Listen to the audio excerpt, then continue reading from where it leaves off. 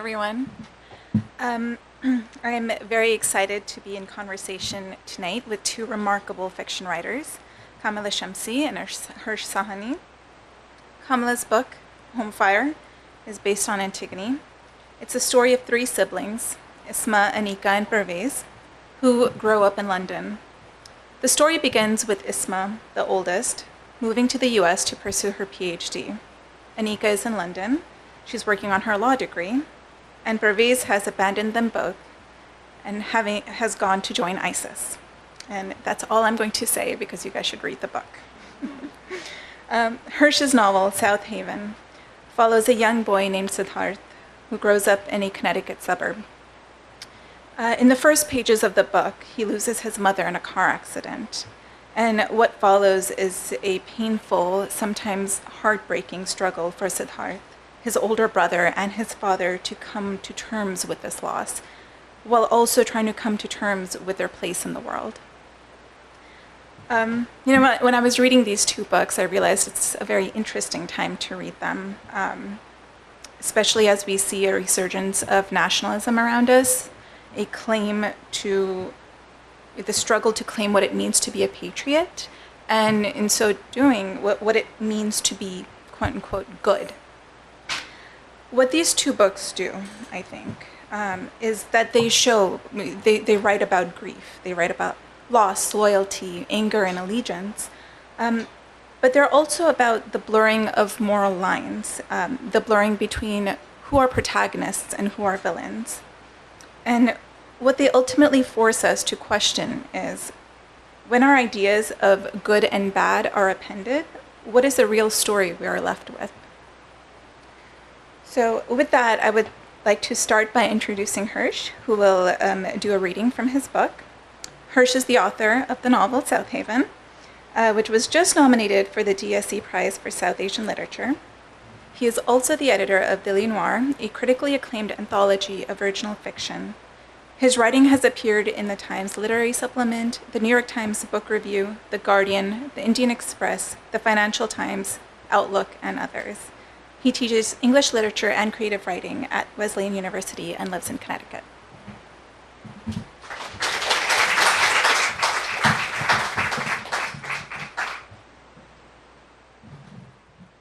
Hi, everybody.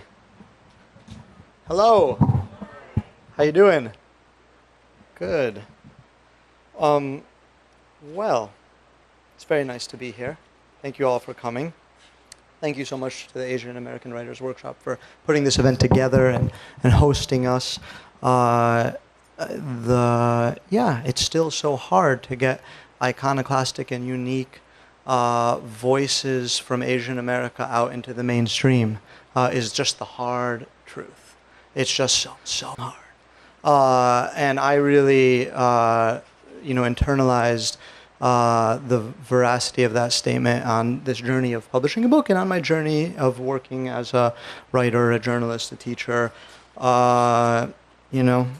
could talk about this later, but I think there is an expectation that certain stories must be told from certain spaces, and that's very constricting. And that leads to a monochromatic literary landscape that kind of reinforces prejudices. I'll end the preaching by saying, we should be thankful then that an organization like this exists and has existed for so long now, contributing to just like diversity and genuine diversity. And shout out to my publisher, Akashic Books. That is a big part of getting diverse voices out into the world. So I don't need to tell you too much more about the novel than that's already been said. I'm going to read from something early. Let me see where it is.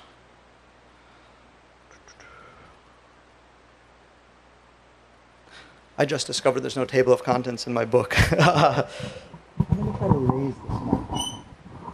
There we go. All right, are you ready? Yeah. All right. So this chapter is called A Just War. The protagonist of my novel is a young boy named Siddharth who is around 11 years old at the reading of this chapter, and his mother has recently died, or she's died about a year ago, and that's all you need to know. I want to say one more thing that I never usually say before I read this. Like, You ever hear about the notion of like Vietnam veterans being spat on when they returned from Vietnam? Right? Like, so there's actually been a brilliant scholarly book written about the fact how this was kind of like a major, like for the most part, an urban legend, that this never occurred, and it just became a part of just like our cultural landscape, despite it not containing too many grains of truth. So someone makes a side character makes a reference to this in the novel. He says, "Oh, in Vietnam, people came back and they spat on us," and it was funny because I needed that character to say that, even though I knew that wasn't true. So that's kind of an interesting conundrum for a writer of fiction. Do you have to stand by what you're writing? Do you need to explain that that's not true? Anyway, I didn't explain. I'm going to read. Shut up. As they drove to Deer Run Elementary School on that chilly February evening, a light snow wetted the windshield of their rust-colored car. His stomach gurgled with dread, which mounted as they approached the town's center. Soon they were passing the Carter family horse farm, which was adjacent to South Haven's public library. Over the past few months, Mohanlal occasionally picked him up from school, and they would get donuts and eat them in the library parking lot. They parked as close to the horses as possible, and Siddharth got out of the car and laced his fingers through the chain-link fence. One of the ponies, which had a blonde mane, sometimes came over and licked his fingers, and they started referring to it as Buddy. Whenever they visited Buddy, Mohanlal remained in the car, sipping coffee from a styrofoam cup and listening to reports about the aftermath of the Gulf War. Siddharth stood outside alone, inhaling the musky air, staring at the desolate fields and graceful horses. He occasionally looked over his shoulder to check on his father, who responded by blowing him a kiss, or just smiling. Siddharth felt good in those moments. He hadn't said a word about them to anyone, not to Arjun nor to Ms. Farber, his school psychologist. He hadn't even said anything to his only friend at Deer Run, Sharon Nagorsky. It was thanks to Arjun that he had enrolled in Deer Run Elementary back in September.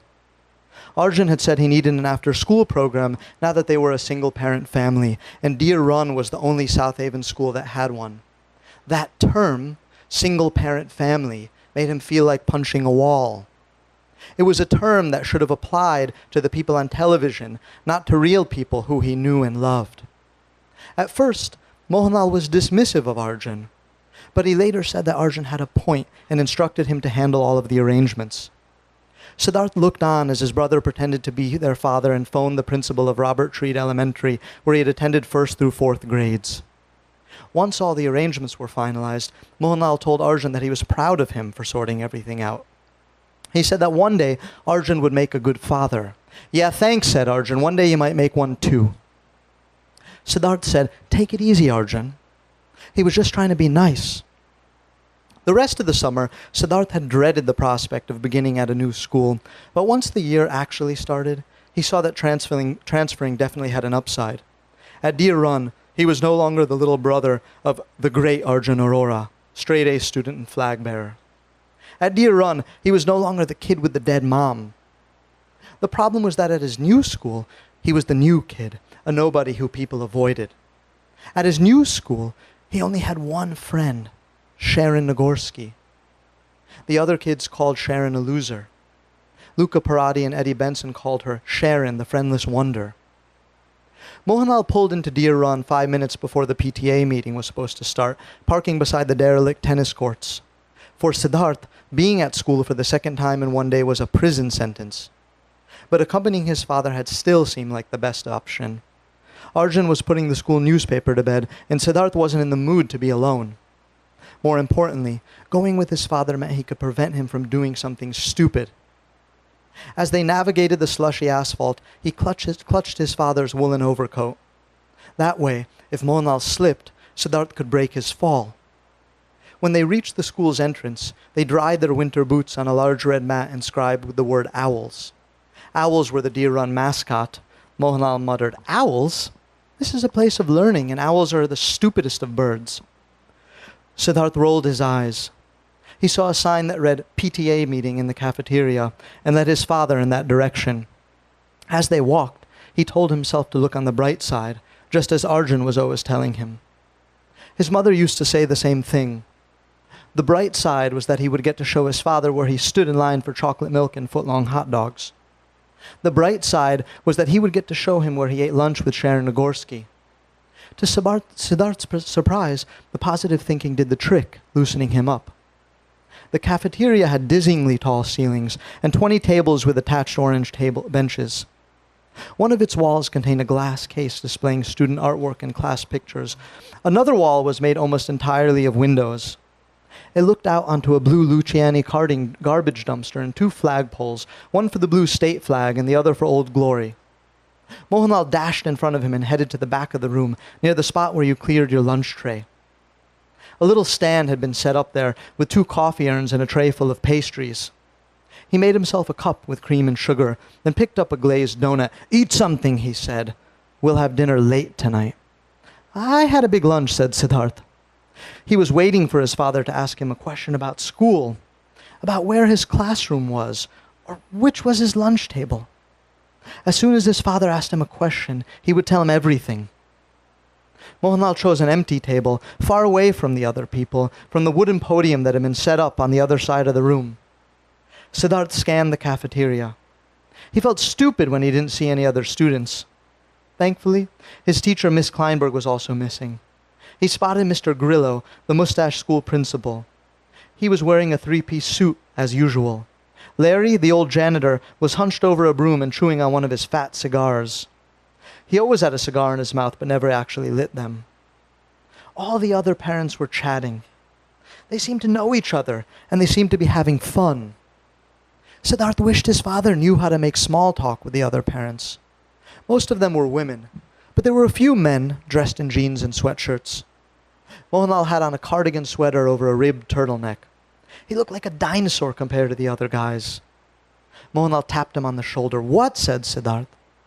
His voice was harsh, but he was actually relieved. It was happening. His father was finally asking him about school. "Where is that woman?" asked Mohanlal. "Which woman?" "That shrink, that psychologist." "You mean Miss Farber?" "Why would Miss Farber be here, Dad? This is for parents and teachers." Mohanlal shrugged. "She should be here. She was the one who told me I should come." "You talked to Miss Farber? When did you talk to Miss Farber?" A woman with black hair went up to the podium and said, "Excuse me, everybody, I think it's time we get started." He poked his father in the arm. "Dad, you talked to Miss Farber? When did you talk to Miss Farber?" Mohanlal widened his eyes and put a finger to his lips.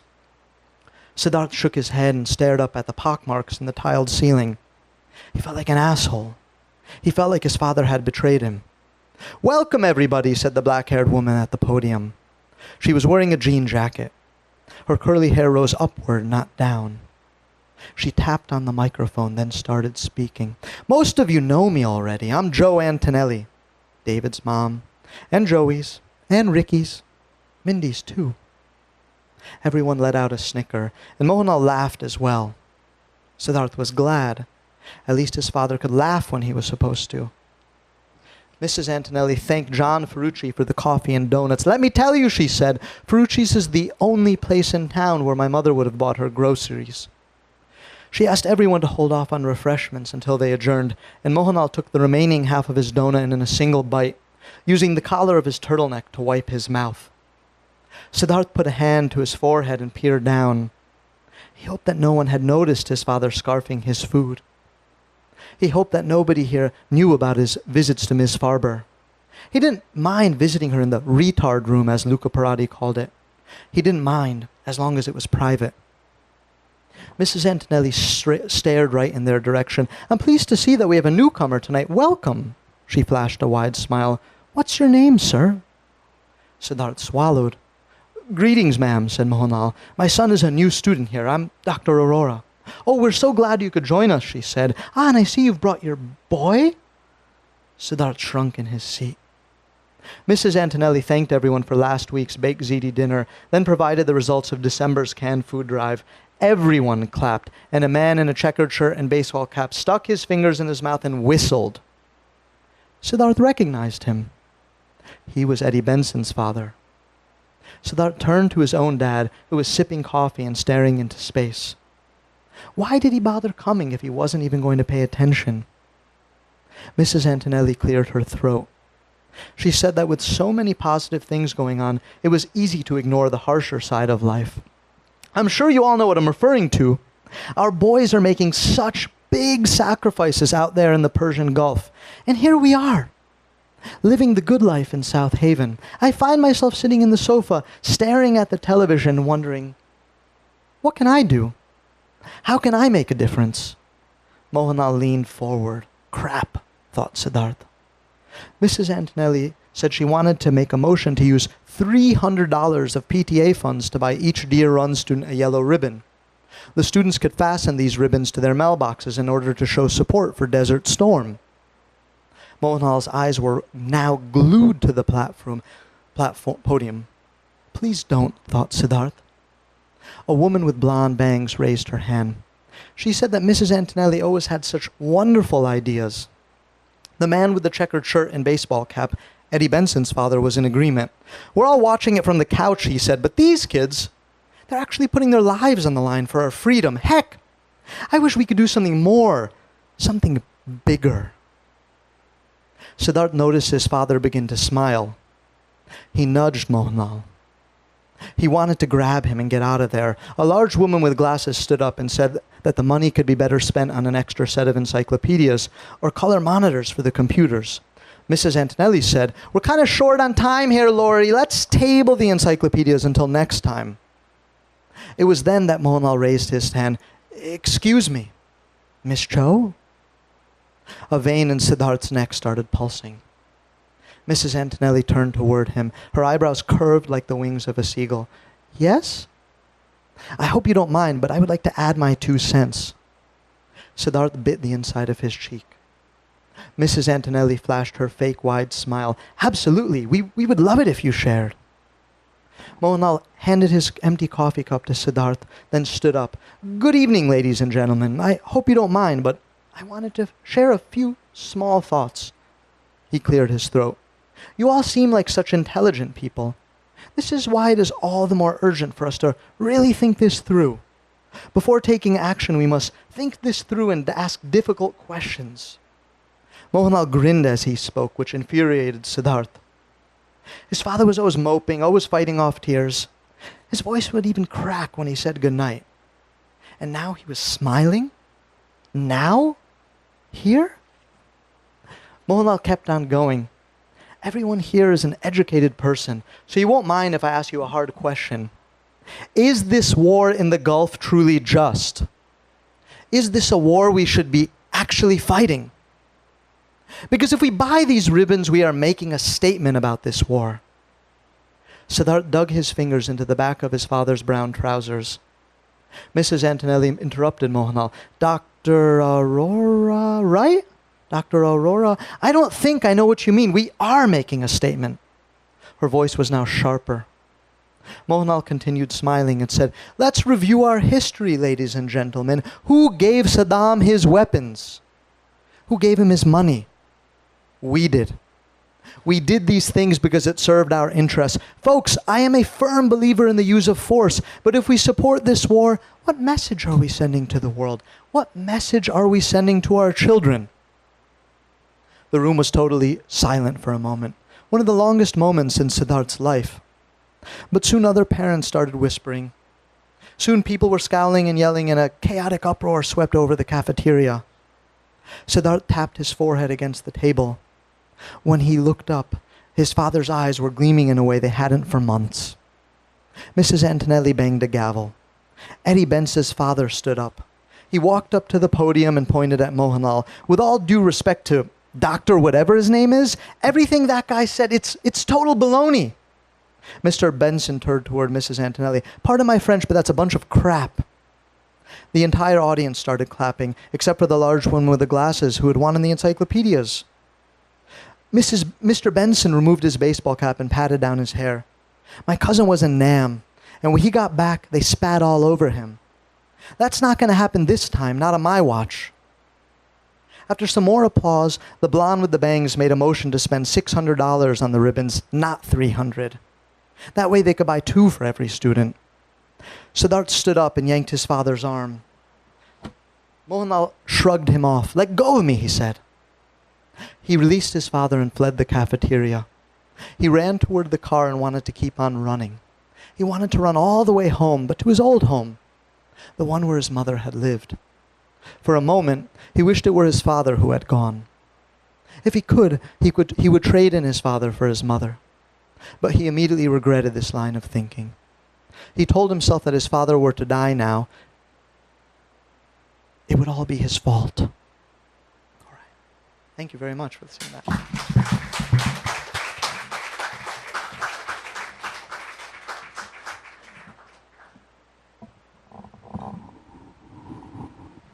Thank you, Hirsh. It is my pleasure to introduce Kamila next. She's the author of several previous novels, including Broken Verses and Burnt Shadows.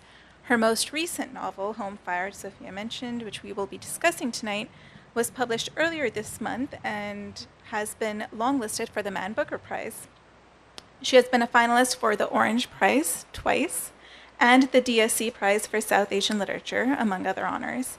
She has also been named one of Granta's Best of Young British Novelists and a Fellow of the Royal Society of Literature. She was raised in Karachi and lives in London.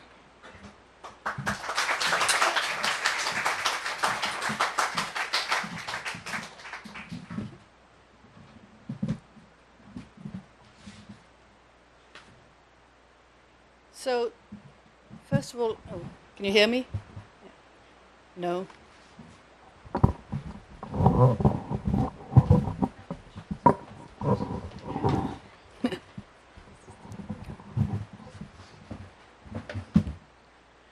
First of all, thank you to the Asian American Writers Workshop for hosting this event and to all of you for coming. Home Fire is a novel in 5 parts, each from a different point of view.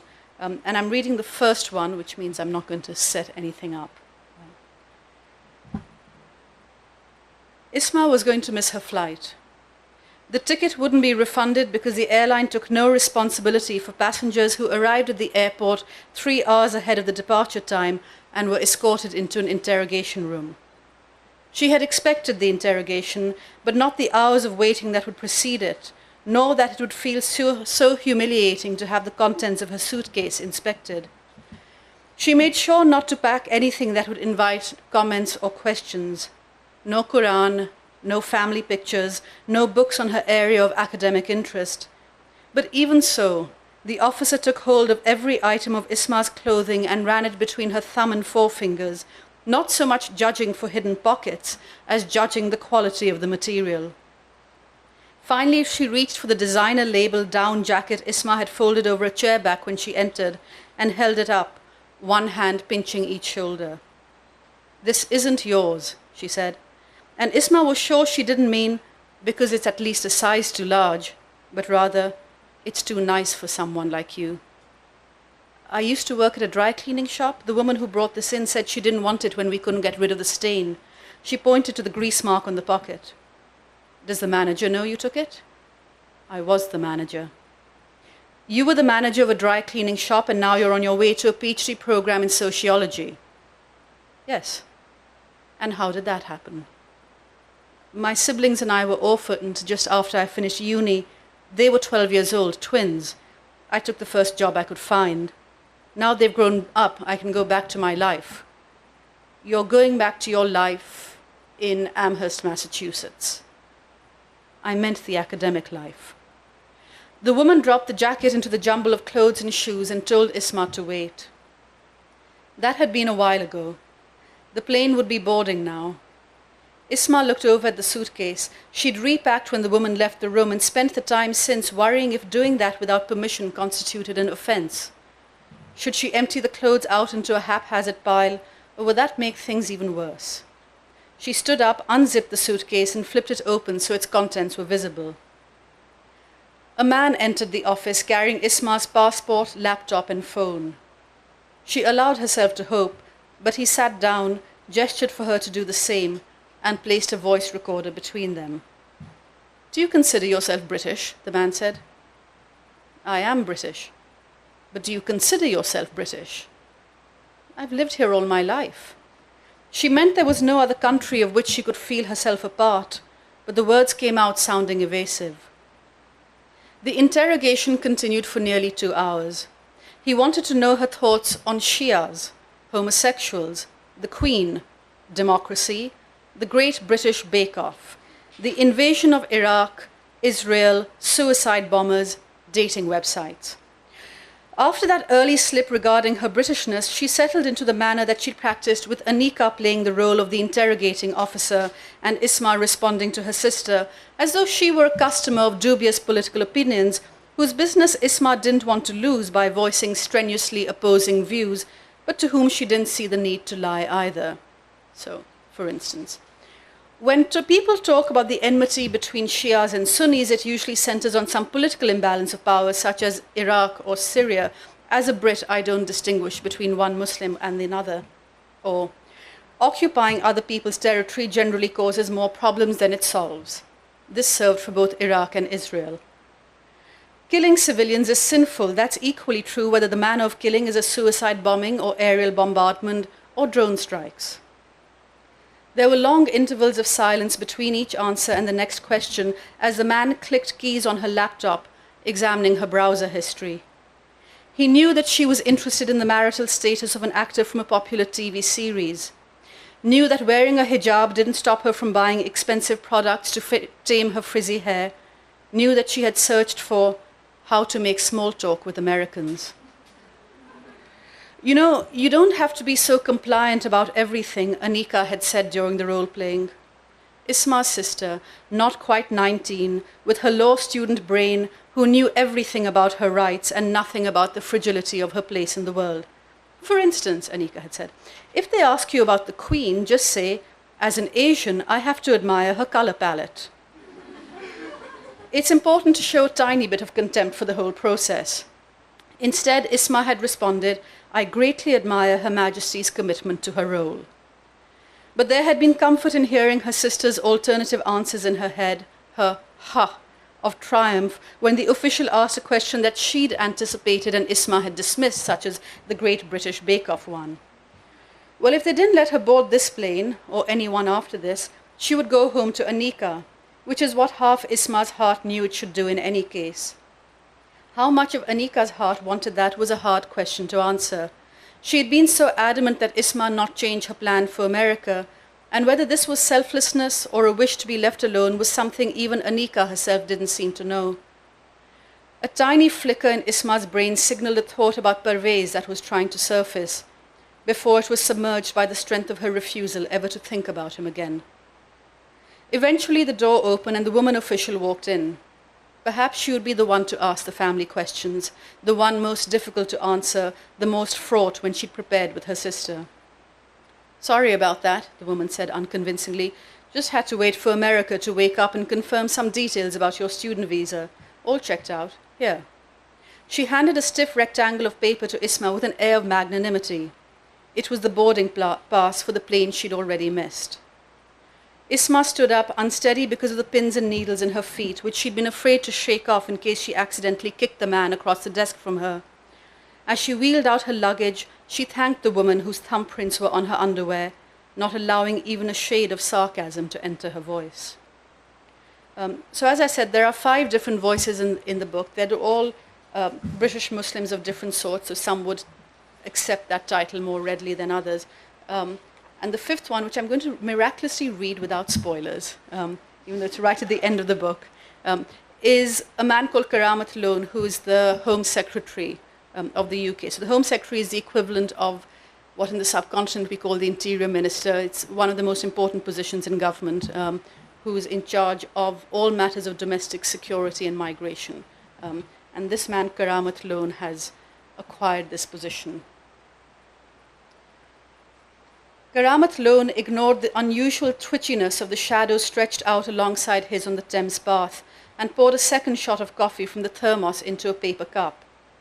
On 2 separate occasions, his son Eamon had given him one of these insulated mugs as a birthday present. Well-intentioned, but oblivious to the mug's inability to keep a man's hands warm while doing the same for the coffee. When it came to his son, Karamat had always treated well-intentioned as good enough. With his daughter, the only other possible candidate for such preferential treatment, there'd never been any such need.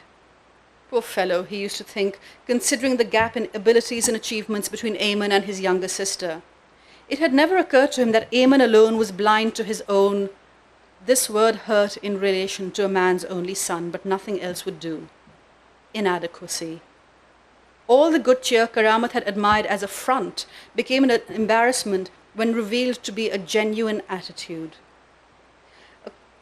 Karamat held the paper cup to his face, allowing the steam to enter his nostrils, warm his cheeks. There was a precise calibration to how long you could do this before the coffee dipped below optimum drinking temperature. He gulped down the coffee, felt it burn its way pleasingly through him, while he continued to look at the Palace of Westminster and its watery reflection, the Yellowstone pink gold in the interlude of sunrise. The heart of tradition, everyone agreed. But few understood Britain as well as Karamat Lone and knew that within the deepest chamber of that heart of tradition was the engine of radical change. Here Britain whittled down the powers of the monarchy. Here Britain agreed to leave its empire. Here Britain instituted universal suffrage. Here Britain would see the grandson of the colonized take his place as prime minister. A lycra-covered runner approached, swerved skin-scrapingly close to the Thames Path barrier as soon as he was close enough to recognize the Home Secretary, and held up a hand to the officers to indicate he wasn't a threat. Brown-skinned. Karamat clicked his tongue against the back of his teeth. He twisted off the thermos cap again, shook the container gently, considered the liquid swishing around the glass-lined interior. He didn't seem to need it, despite his total lack of sleep the previous night. The wonders of adrenaline. It had been a long time since he'd stayed up all night wondering what his opponent was going to do. People were usually so predictable. "Sir," cautioned Suarez behind him, "that one too Muslim for comfort?" That one was Latino. "You always insist the good-looking ones are your cousins rather than mine." "We really should go, sir." Karamat turned to look at the head of his security detail. From the start, Suarez had understood the Home Secretary's insistence that he didn't want to know anything at all about the threats against him. "You do your job, and let me do mine," Karamat had said. Of course, when they cut down the trees in his garden and put officers in their place, it was obvious there'd been some development, but Suarez maintained an air of calm through everything. Today, though, he was visibly anxious, and although Karamat had managed to insist on this riverside coffee, a post-sleepless night tradition stretching back to his earliest days as a backbencher, it was clear that he wouldn't win the argument twice. He was about to stand up when his phone rang, and the screen told him it was his son. He cradled the phone in his hands for a moment, found the old, empty habits forming the word Bismillah before he answered. Thank you.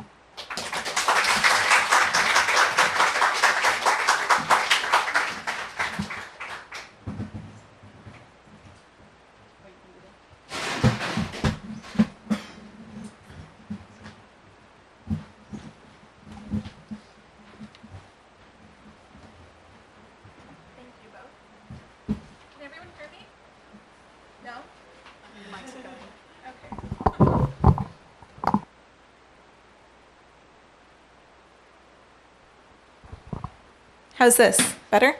All right, great. Thank you so much for the readings.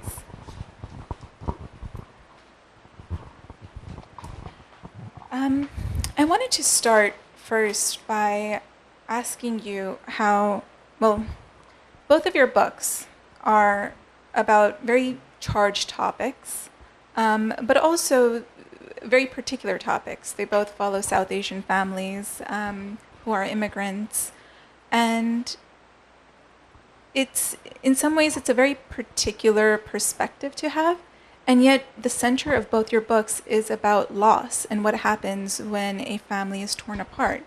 So I'm curious how you were able to translate, or what was the difficulty in translating grief, which is so universal, through a context that is so particular?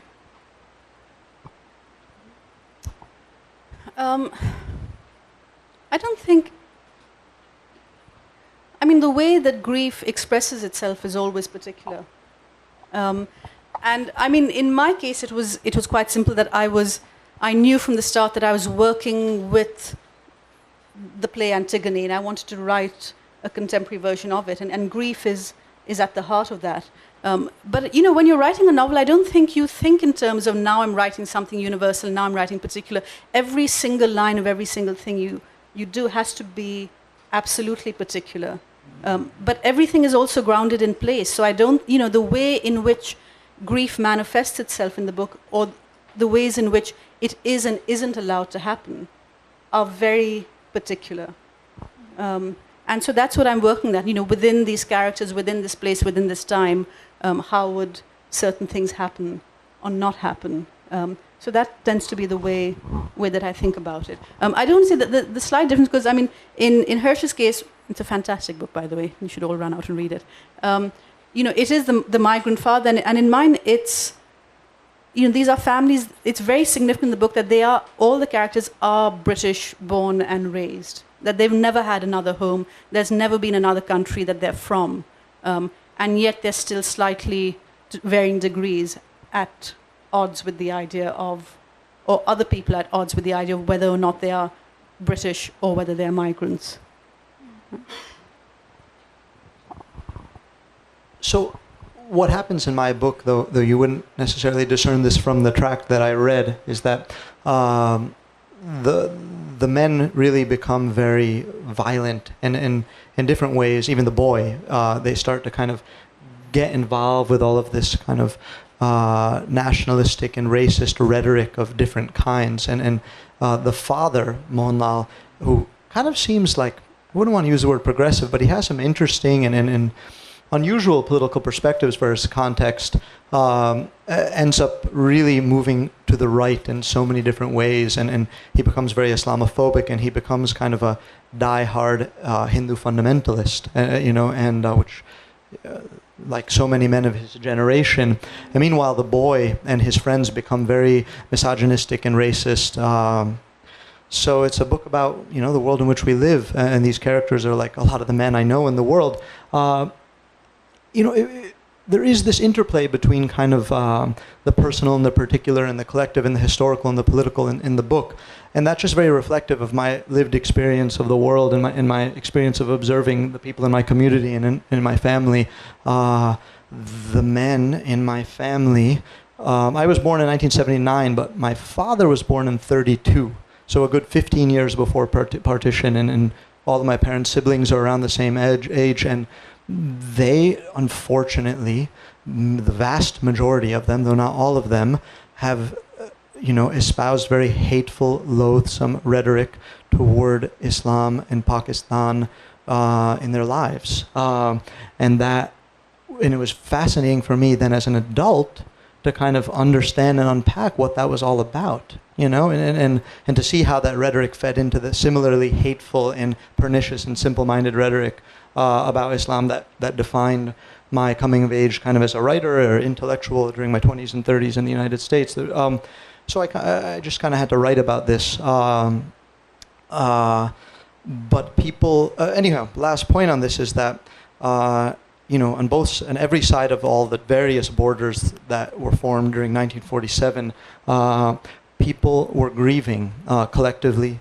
And the book kind of takes a look at the way in which an individualized aspect of this collective grief and how it has driven some people toward like very wrong-headed, simplistic and hateful thinking. And this is clearly a common thread in our world right now when we look at who is Prime Minister of India, who's President of the United States, although he has no reason to be hateful, neither does Narendra Modi by any means. But I saw the men in my family not dealing with their grief from partition, not understanding it and projecting it upon people with whom they used to have a great deal of commonality and for whom they used to have a great deal of affection. But actually, if I can just add that one of the interesting things when I was reading your book is, because of course there's also that very personal grief of the mother and wife who is lost, and you have the men not really being able to express grief. And in mine, it's women who are grieving. And I don't know how many of you know the play Antigone, but the central issue in that is a man dies, and the king says, because he's a traitor, we can't bury him, his body will be left above the ground to rot. And one sister accepts it, and the other sister said, I'm going to bury my brother even if the price is death. So I'm not going to tell you in what form that plays out in my novel, but it takes that idea and works with it. And so there you have two women who I think are much better in terms of human emotion at actually expressing grief. But there's a state saying you can't perform certain rituals of grief in a different way. So it was sort of an interesting inversion, and it did make me think that for all we talk about sort of grief and universal, but there's also sort of a gender breakdown in terms of, how grief is expressed and who is able to, not that, there are strict binaries in any of this, but it did strike me that yours were men unable to perform grief, and mine it was women being not allowed by men to perform grief.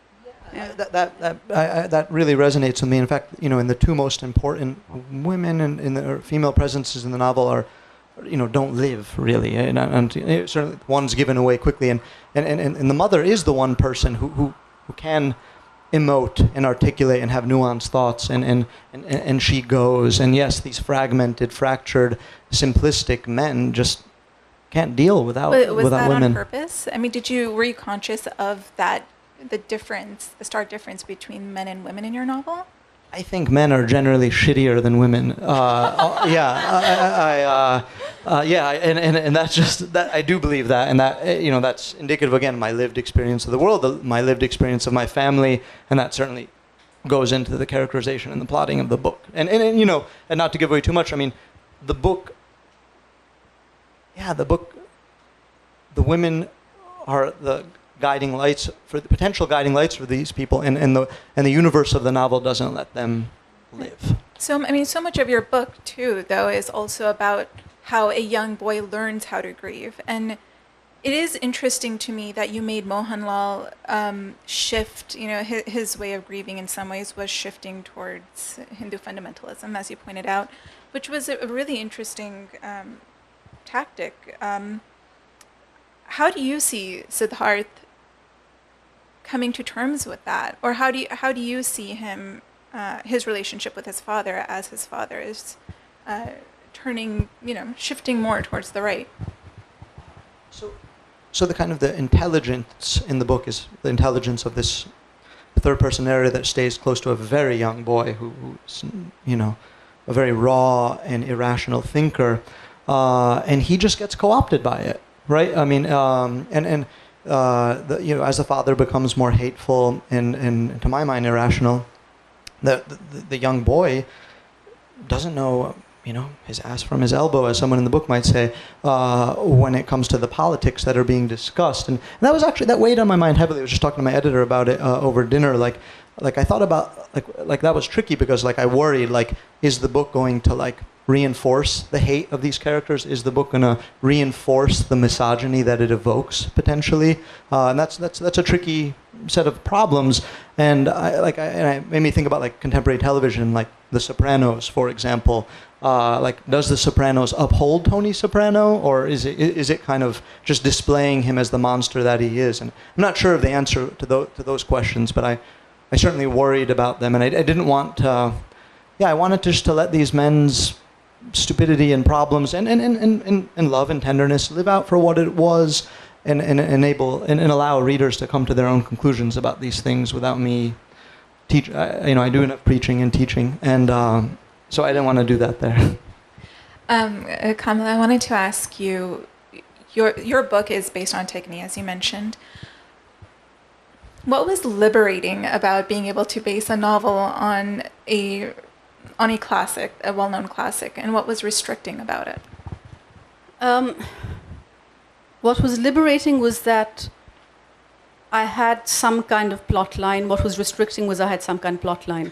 Because I'm usually a writer who starts, I don't know where I'm going. The writing process, I'll start with a few images, some vague notions, and as I write, the act of writing engenders more writing. And it can mean that I'll go down wrong paths, and it means that there's a huge amount of terror involved in the writing process, because you literally don't know what's going to happen next. And is this going to work in the end, and will it all come together? Michael Ondaatje had a great phrase for that kind of writing, which is you follow the brush.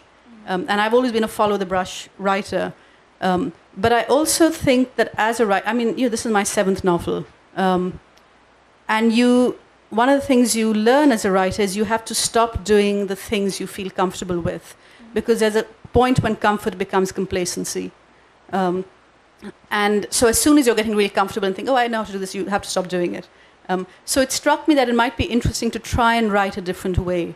and to try and write with some kind of structure. And I mean, the Antigone is a very tiny play, and I also knew that I had to write a novel that would absolutely work for someone who knew nothing about Antigone, and that would absolutely work for someone who did know Antigone really well. And that meant that for the latter part, it meant that the book couldn't overlap the play too much, that there had to be enough that was different that was going on. But even so, just because I had the structure of the play, I was able to think out plotline. And it meant I wrote faster than I've written in a long time. But it also meant, I have to say that there were points when I was thinking, I'm so used to the adrenaline rush of not knowing and that moment of sort of figuring out the next turn in plot, that without it, there were points in the writing when I thought, is the novel boring? Or is it that the adrenaline rush of the process just isn't there? And it was sort of faintly terrifying, but it became one of the real pleasures was to see the way in which you could take that play and use it in the contemporary times, because it's interesting how people talk about the character of Antigone, who is the one who refuses to accept what the king says. Because she's variously described either as a fanatic and a fundamentalist who doesn't accept any boundaries. It's just, this is what I want to do, I'm going to do it, I don't care what the law is. And the other version of her is that she's an absolute hero. She's the one person who says, this may be the law, but it's unjust, and justice is more important than law. And these two versions of Antigone bounce around, and you'll find that in countries where there are repressive governments, Antigone the hero is a much more commonplace version. But once I started to think about it, I thought, a Greek play can give you archetype, but if you're going to write a novel, you really need characters in there to live and breathe differently. And there was one moment when I was reading a particular translation, an Anne Carson translation, and they're the two sisters talking to each other. And the one Antigone character says to her sister, who doesn't agree with what she's doing, she says, well, I'm going to do what I want, and if the penalty is death, that's the penalty. What do you care? And her sister just has 3 words in response. I'll be lonely. And I read that and I thought, here's the novel. Because ultimately, it's all, of course, there's justice and law and all these things, but it's also about these relationships between siblings and which sibling loves the other sibling more. And they all love each other, but in different ways and in unequal ways. And the way that grief works and the way rituals of mourning work. But all of this within a political frame, because, of course, the thing that is true everywhere, but is sometimes more obvious than in other places, that politics affects everything about your life, including the way in which you're able to mourn or not, and who you're able to mourn or not. Not having written a novel myself, I still have a theory that, after you've finished writing a novel, you've kind of relinquished control over what it means. And because both of your books are so charged, they have so many political overtones, and they're discussing very specifically contested topics. At the same time, as you mentioned, there is, at the center of it, there is this thing about love between siblings and loneliness. And in your book, it's about, love between father and son. Are you worried that readers will place I don't want to say misread, because I don't think there's such thing, but are you worried that they'll come away with a different message or different idea what the book is about, both books? If they were to come, not supposed to say what I was about to say, but if they were to come out with any opinion at all, it would mean that they read it, and I would be really grateful. It's a rare thing, but I think that is the beauty, the beauty of a novel and of a dynamic text. Like a novel is that people can project onto it what they will and interpret from it what they will, and that can be dispiriting sometimes when people don't get things or like when I get very frustrated when people don't see the new Planet of the Apes reboot as like as being about like labor, you know, like it's just like it's about labor, and like people don't, and that is frustrating to see people not seeing that. But with my book, people have said like, oh, the ending, like people have interpreted the ending of the novel as being happy to me. And I'm like, oh, you didn't. I did something really wrong here, if that's what you thought, or you're sinister. Yeah. I mean, I do think there's such a thing as misreading, which is not.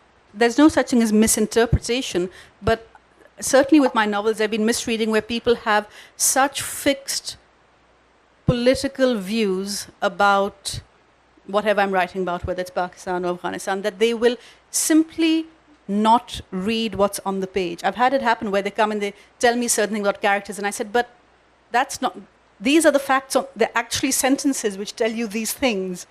So there are misreadings, and that's very interesting when it's almost a sort of, a blindness to these facts because you have a certain vision of a place that you want to hold on to. But yeah, of course, interpretations, there are going to be all kinds. And with this one, I'm very aware.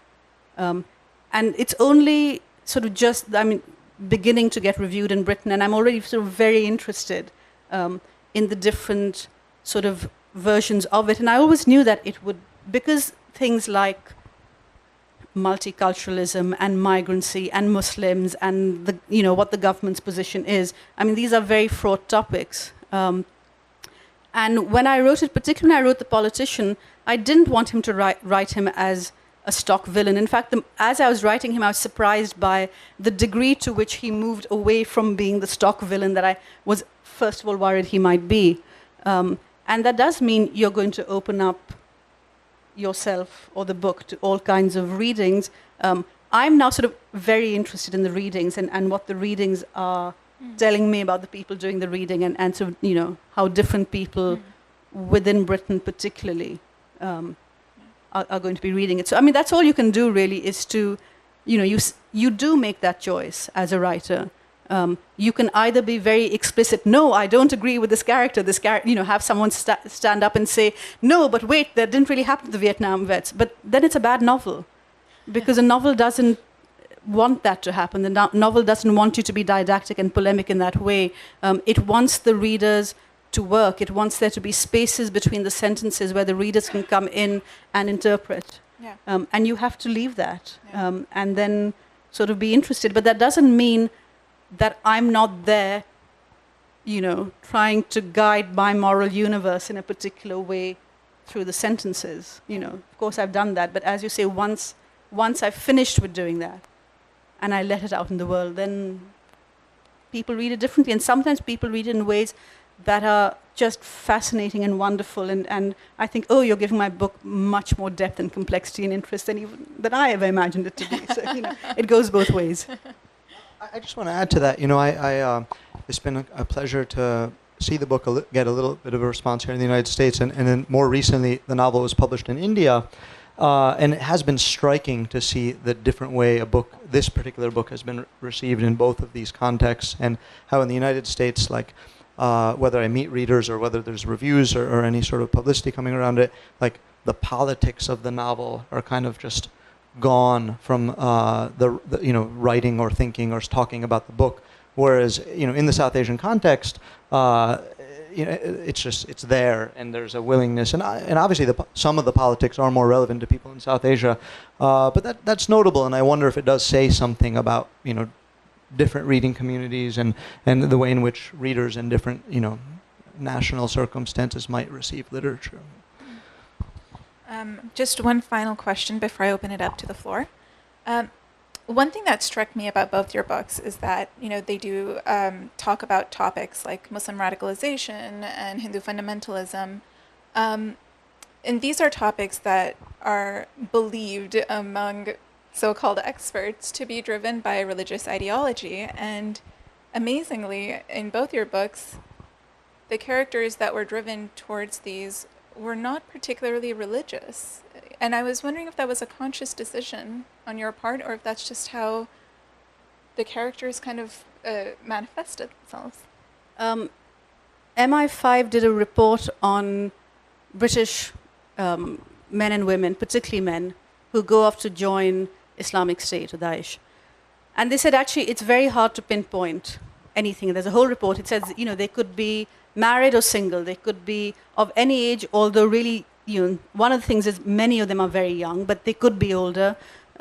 They could have a steady job. They could not. They could be from a poor background, a more affluent background. But the one thing they said, if there's one overriding factor that seems to be common, it is a lack of religious background.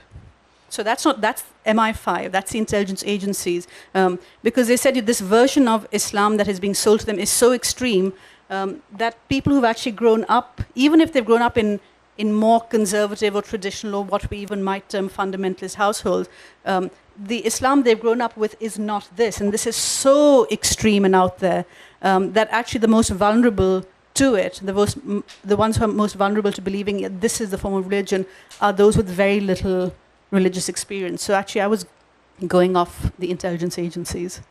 Yeah, it's going to be really interesting to see the American response to your book, because even though that is generally true here, the counterterrorism industry basically believes the opposite, that it is religion that drives these people to ISIS.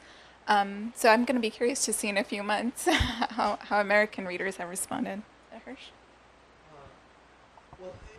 I always like to, when I read American periodicals, recall that the formation of ISIS is so directly linked to the de-Baathification policies of George W. Bush and his very disorganized but reckless and cruel administration and all that they did during the Iraq War. I mean, there are so many secular generals who are now alleged members of ISIS, thus attesting to the fact that religion doesn't necessarily drive people to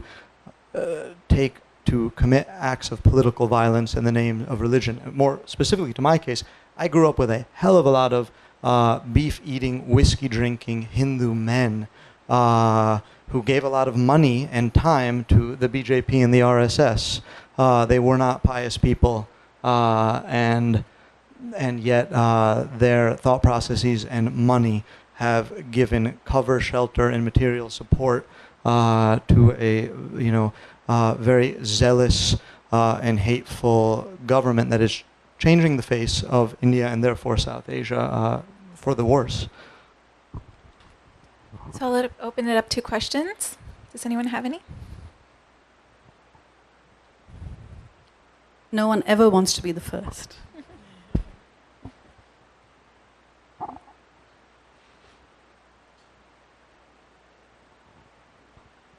No one?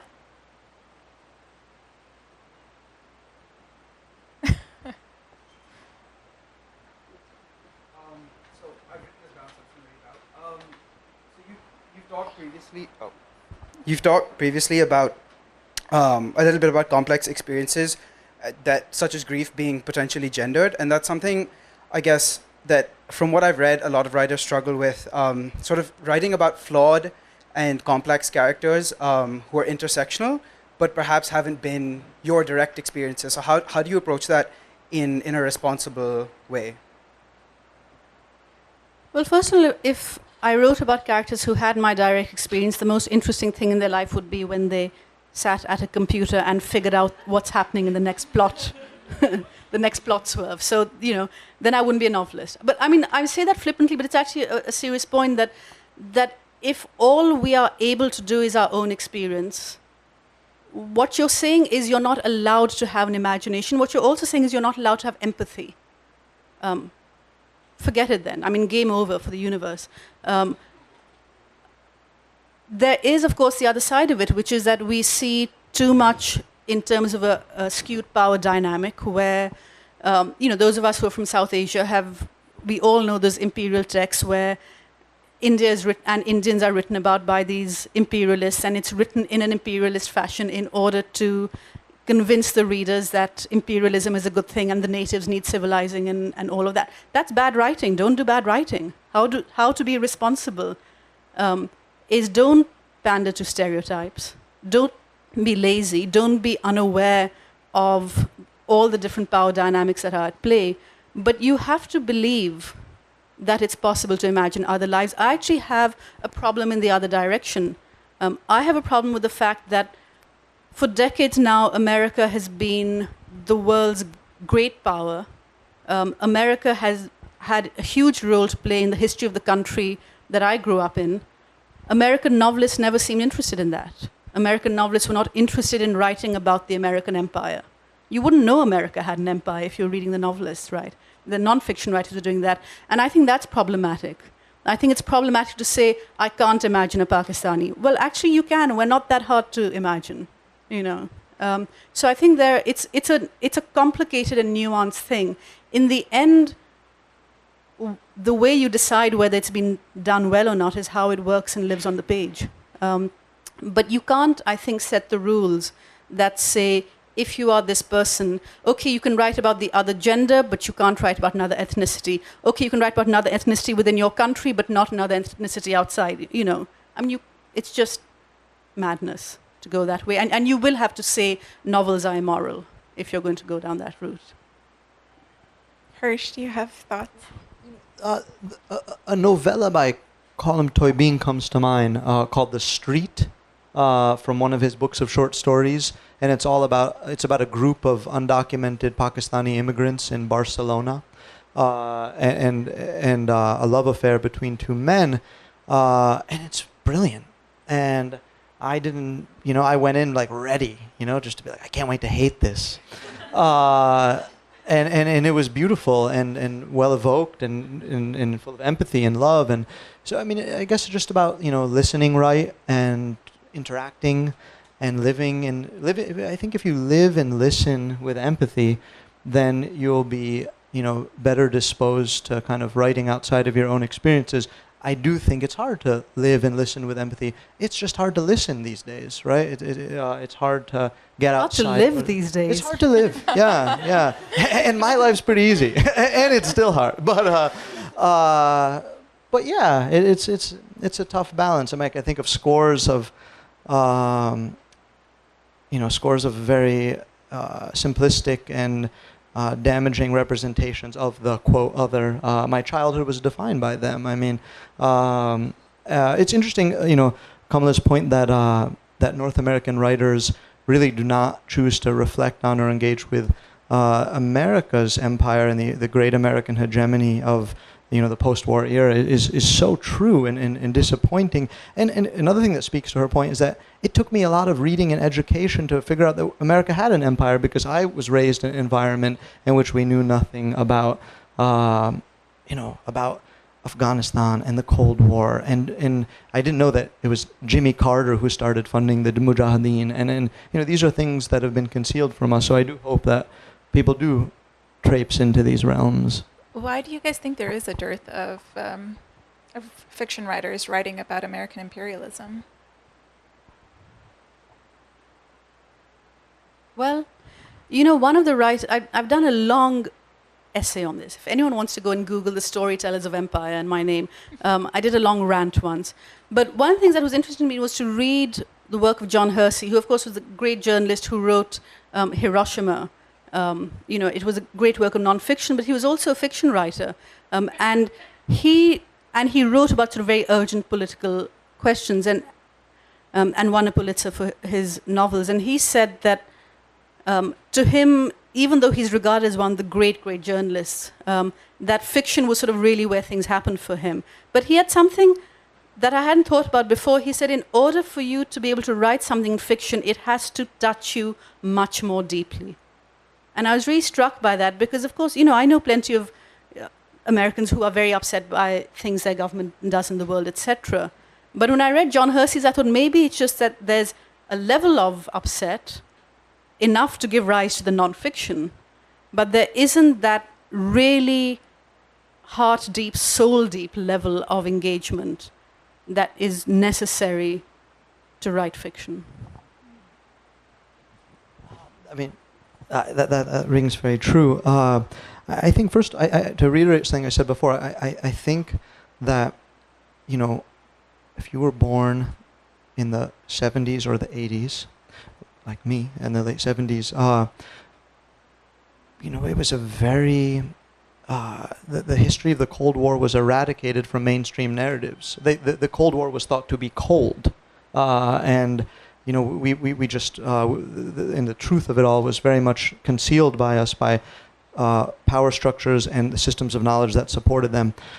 People know and have an awareness. I do think that inevitably narratives that are celebrated by a national community are ones that uphold the myths of empire rather than challenge them generally. When we look across history, whether we look across the history of this country or of any country, and it's our responsibility as writers is to try to get more iconoclastic and challenging perspectives out there. But I think there are unconscious systems of knowledge out there that function around supporting and upholding narratives and publishing narratives that will not challenge power. And this is not, terribly egregious. This is just how societies and their systems of knowledge function. Anyone read Ellen Barry's last piece of reportage from India? She's the South Asia or India bureau chief for New York Times for the past decade.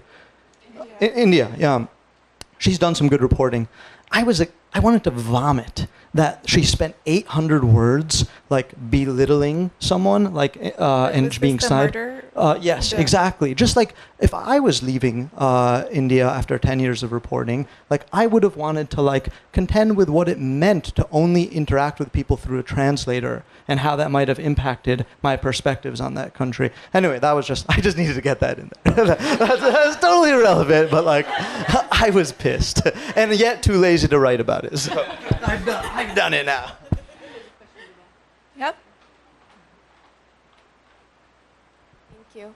So my question is about how Kamila just talked about issues that are written about in non-fiction books, issues that really hit hard, if you're a person of a certain race, nationality, or ethnicity, and you want to write about that. So as a writer, I'm interested in knowing the process in which you change something that's non-fiction, events, reality, and change that into a story, into something that's completely non-fiction for the readers. Well, you find the story. I think that's it, is you find the stories and the character who are going to carry something through. And it just, partly I'm a novelist. That is how my brain thinks. And when people say to me, what is it that you want your books to convey to other people? It's nothing as egalitarian or sort of as giving as that. It's often that I want to understand things. So with this novel, I became a British citizen in 2013. And I started to think about this novel about a year later. And sort of in retrospect, I realized that part of what I was thinking through was being a Muslim in Britain. Because if you grow up in Pakistan, 98% of the country is Muslim. You don't have to, it's not a thing you think about it in quite that way. And then suddenly you're in this very different group and you have to figure out how you're contending with it. And I remember years ago when I was a student at UMass Amherst, and my professor there was the wonderful, wonderful Kashmiri poet Agha Shahid Ali. And Shahid, who he told me he was an undergraduate as well.